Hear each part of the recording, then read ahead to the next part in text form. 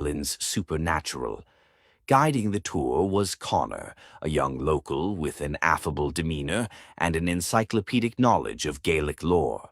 As the minibus crested the hill, revealing the castle's battlements silhouetted against the sunset, Connor began recounting its storied history.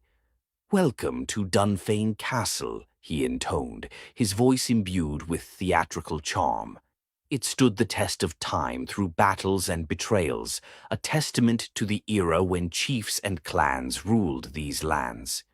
The tourists listened enthralled, imagining shadows of past nobility treading those ancient stones.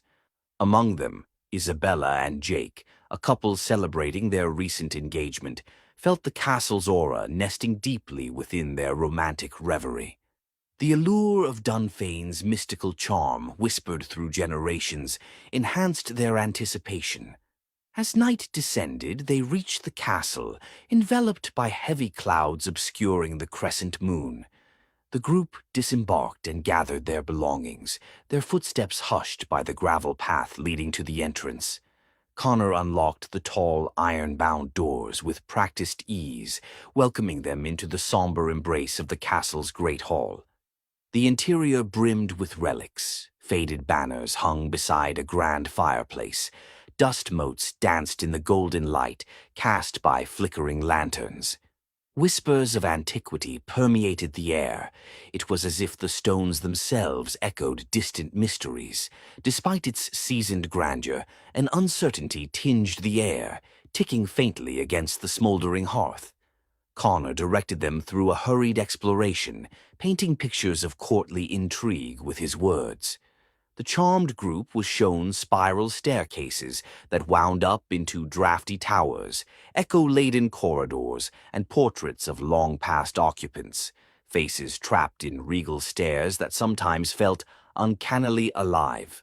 "Most importantly," Connor whispered conspiratorially, halting at a doorway leading to the depths below, "is the legend of the vault, hidden somewhere within these stone walls, a long-lost treasury of the chieftain, cursed and abandoned with his lineage."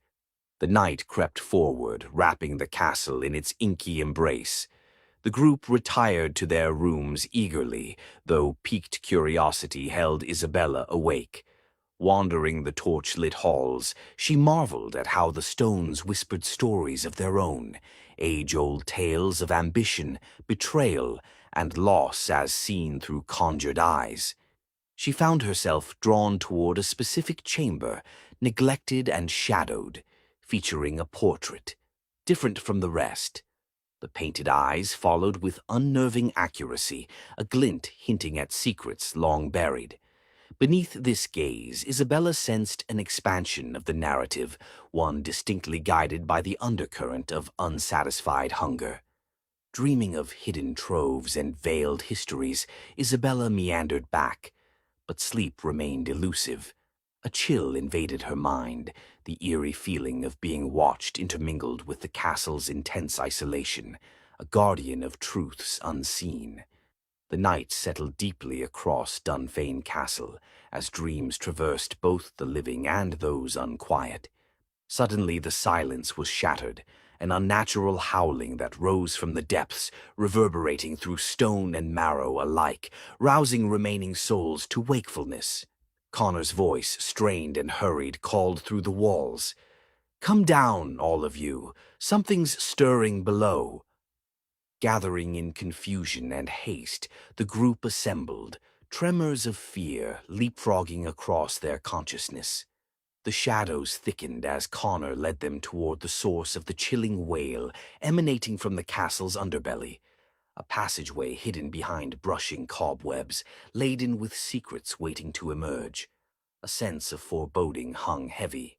As they descended ancient steps into the cold bowels of the castle, lamps flickered wildly in an unseen draft, sweeping through the corridors as spectral figures enfolded themselves from forgotten spaces. Crossing the bound threshold, they entered a sprawling chamber, its walls eerily suffused with a glow that revealed vaults and containers, long unopened. Collections of ancient wealth lay before them, tarnished and bound with chains steeped in ages past. Yet upon looking closer, they shuddered at the figures surrounding the room. Translucent shapes, the ghostly possessors of this forsaken place, stirred, eyes filled with insatiable greed fixed upon the treasure, every covetous nuance etched with a hunger that resonantly joined their unwavering stares. In self-twined terror reverberated through those gathered. Spectres' translucent forms hovered near the tarnished wealth their souls had long been bound to guard. Isabella felt a cold rush, a prickle of dread entwined with curiosity.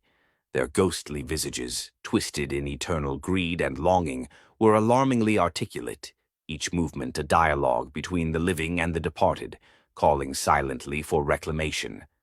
Every ghostly eye seemed locked on the group, particularly Isabella, as if seeing her not merely as an intruder, but as a potential savior. She caught the eye of the chieftain, a hollow gaze that communicated a depth of lifetimes, lost yet beseeching redemption.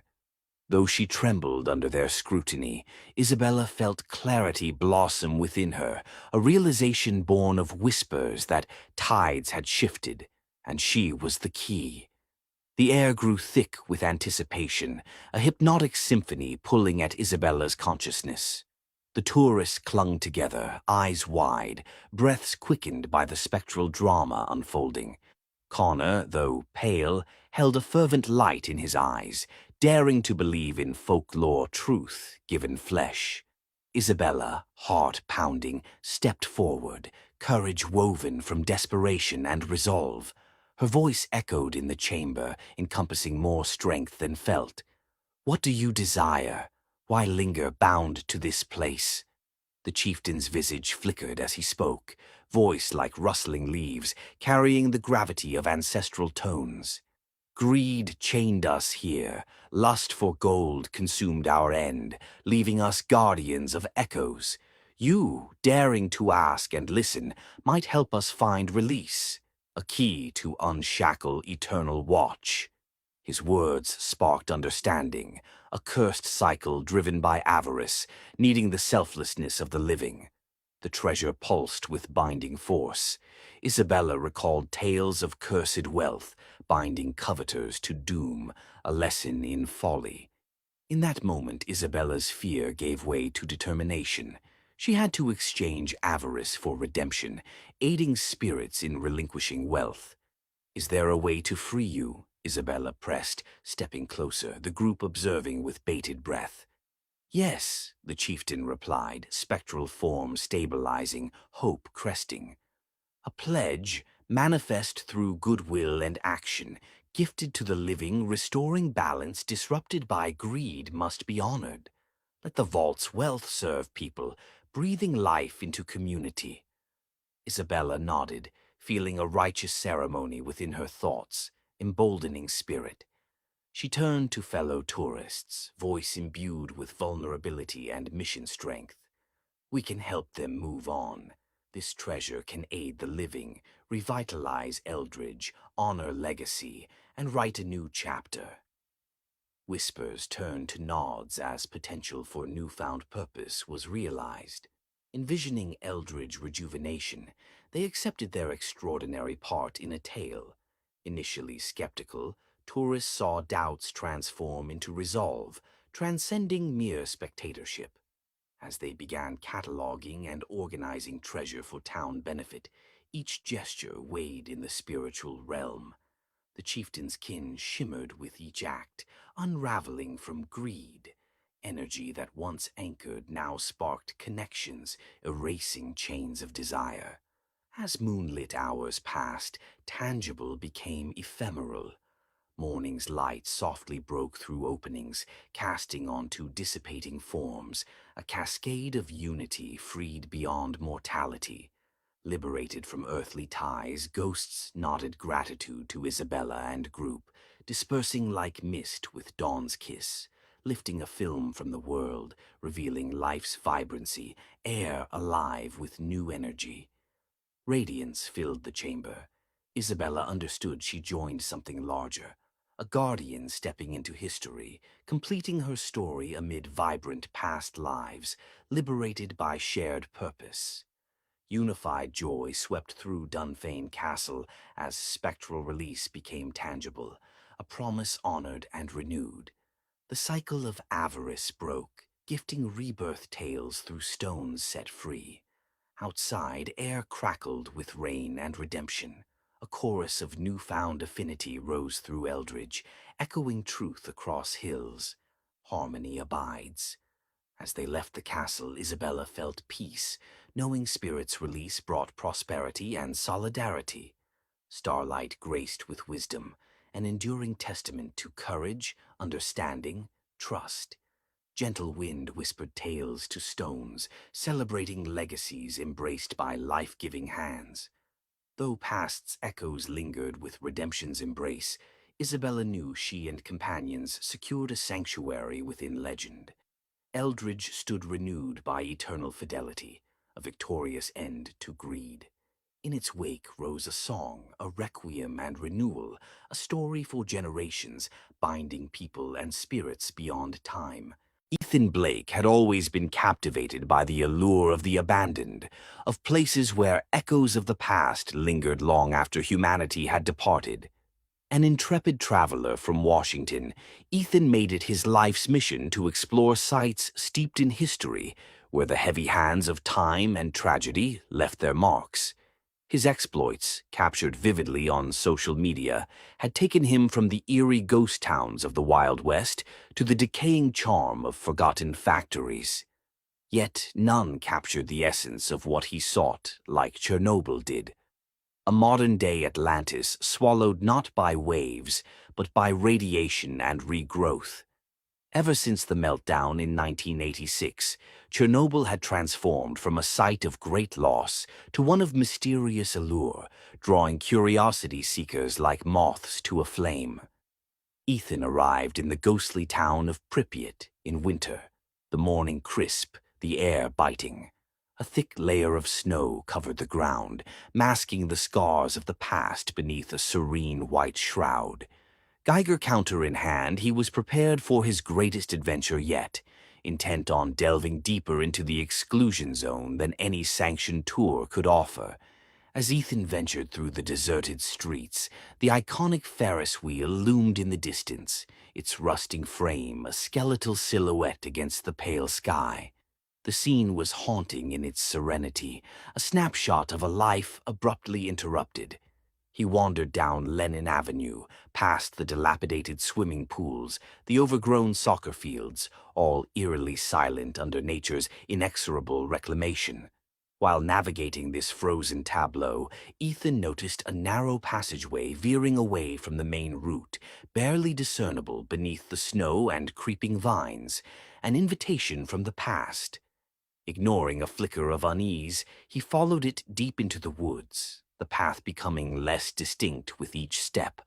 Around him, the forest whispered, a cacophony of unseen life hidden beneath the blanket of white, until finally it opened into a clearing dominated by an imposing concrete watchtower. The tower stood defiant against the encroaching wilderness, and with it came a sign, Tolku dla personala, reserved for personnel only. Ethan's heart quickened with excitement, the undeniable allure of forbidden knowledge enticing him forward. He climbed cautiously, each step a journey through time, reaching the tower's observation platform with bated breath. There, through shattered panes of glass, he saw a figure in the woods. At first it seemed a mere shadow among shadows, but then it clarified. A man in an antiquated Soviet military uniform, face obscured by a gas mask.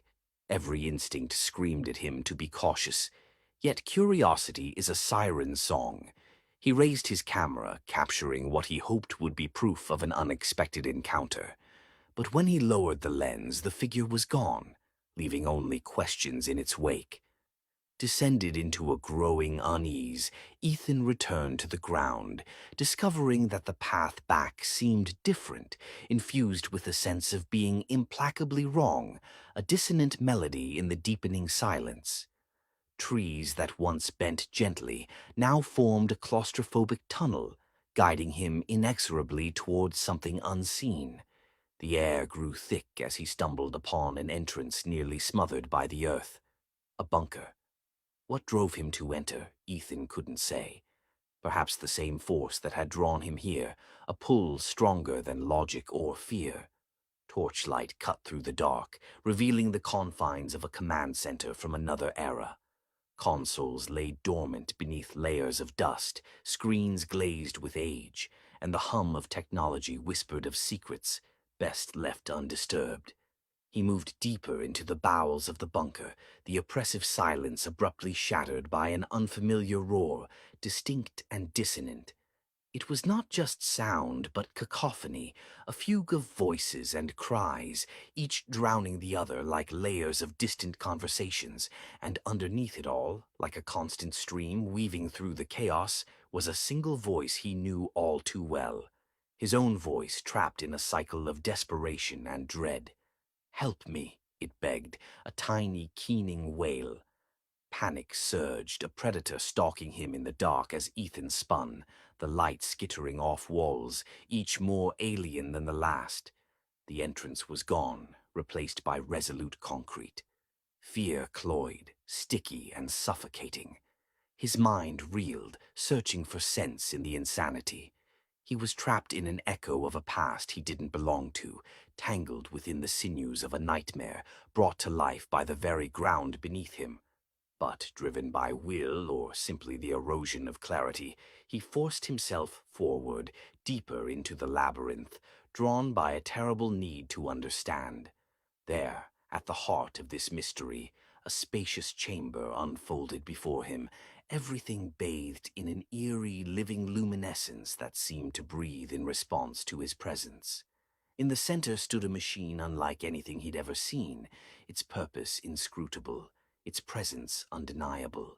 Stacks of yellowed files lined the walls, folders brimming with secrets history had forgotten to share.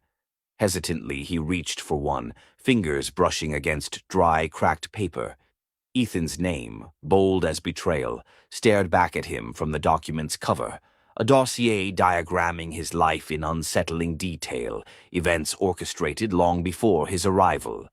Before comprehension could take root, the ground beneath him trembled violently, as if the earth itself rejected his intrusion. The dossier scattered, pages falling like confetti in a disjointed celebration of deceit. He was thrown to the floor, his head buzzing with a montage of pastimes, the Ferris wheel turning, the radiant smile of children long since gone, the ominous presence of watchers, all watching, waiting, unyielding. Time folded, unfurling its mysteries, and Ethan found himself once more before the Ferris wheel, the masked figure watching still, not a mere specter of imagination, but the guardian of an elaborate enigma. The gas-masked watcher was no simple remnant of further disillusionment, but a meticulously fabricated entity, ensuring secrets remained entangled within Chernobyl's embrace. The realization was staggering. His journey had been manipulated, every experience a cog in the vast clockwork of something far beyond understanding. Ethan, however unwittingly, had become both observer and observed in a dance of shadows destined to repeat. Pripyat was alive with the sinews of forgotten whispers, a guardian of lost knowledge that harnessed visitors' specters into a grand illusion of deceit and memory. Yet, in the sudden stillness that followed, the Geiger counter's unwavering silence hung around him like a cloak, signaling an impossible reality, a cleansing not of body, but of soul. Liberation came not with escape, but through acceptance of the pact formed between person and place, past and presence. Now Ethan stood again in the world of light and reality, forever altered by the consciousness of a truth greater than he could encapsulate with words or framed images. Months passed before his Instagram showed signs of life, posts no longer mere glimpses of reality frozen in time, but reflections on the unseen currents of his odyssey beneath Chernobyl's haunted gaze. In his narratives, something eternally spoken between the lines, a soft whisper on the page invited others to listen to their own echoes within the silence. Those captive voices trapped in time's chasm, waiting to tell their story, waiting to be heard. After the funeral, the house sat still, wrapped in the melancholy of summer twilight. Emily gazed wistfully at her grandmother's old Victorian home, a place once full of life, now reduced to shadows and dust. The air was thick with the scent of lilies and something else she couldn't quite place, perhaps the poignant mix of time, age, and memory. Her grandmother, Agnes Cartwright, had left everything to Emily. The house was hers now, a sprawling testament to years of vigilant care and a place consecrated in family lore. As she pushed open the creaking front door, it parted with a sigh that resonated through the grand parlor, leading to rows of rooms cradling echoes of laughter and the eerie shade of solitude. The lawyer had mentioned one specific area in the will, a room on the second floor, locked since Agnes's passing. It contained what her grandmother had referred to as the collection. In the folds of memory, Emily recalled whispered conversations about a passion that bordered on obsession. Intrigued and a bit apprehensive, she ascended the spiral staircase that stretched under an ornate chandelier hanging above, like a frozen glow of moonlight. Reaching the second floor, she moved along the narrow corridor, pausing before an old oak door whose varnish had long since peeled. The doorknob was cool against her skin as she twisted it gently, stepping into a room brightly lit by the last slivers of a dying sun. Emily found herself surrounded by hundreds of eyes that gleamed as the light touched them. An expansive assemblage of antique dolls lining the shelves, perched on chairs, leaned into corners. Each doll was meticulously dressed, their porcelain faces captured in various expressions: serene smiles, melancholic gazes, soft smirks frozen in time. A slight shiver crawled across Emily's skin.